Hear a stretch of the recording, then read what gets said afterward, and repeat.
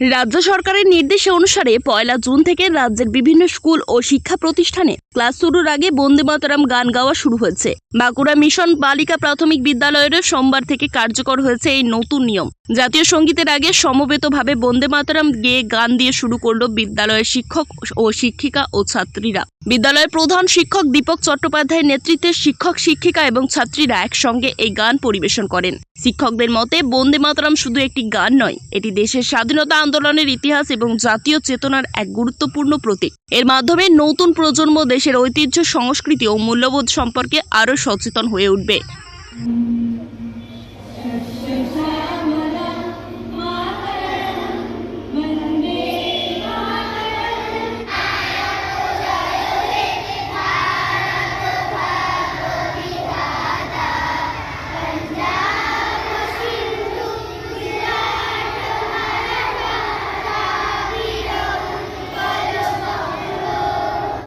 আজকে আমাদের শিক্ষা দপ্তরের নির্দেশ অনুযায়ী আমাদের 5 জুন বিশ্ব অবকাশের পর আজ প্রথম বিদ্যালয় খুলল।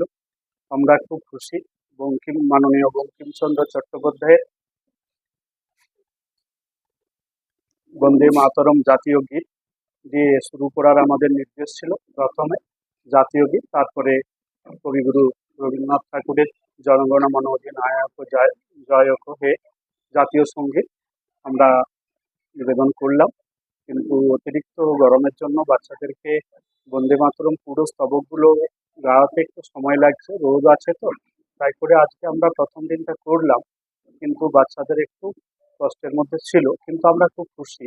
বন্দে মাতরম গীত তাদের হয়তো একটু আয়ত্ত করতে আমাদের প্রাথমিক বা প্রাথমিক 5ম শ্রেণী পর্যন্ত, সেখানে তাদের আয়ত্ত করতে হয়তো একটু সময় লাগবে। সেই সময়ের টা কিছুদিনের মধ্যে তারা আরো ভালোভাবে রপ্ত করবে।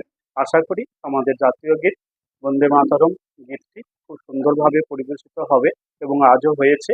এবং তারপরে আমাদের জাতীয় সঙ্গীত গাওয়ার নির্দেশ ছিল, সেই অনুযায়ী আজকে আমাদের প্রার্থনাটি হলো, সম্পন্ন হলো। দীপক চট্টোপাধ্যায়, প্রধান শিক্ষক, মিশন বালিকা প্রাথমিক বিদ্যালয়।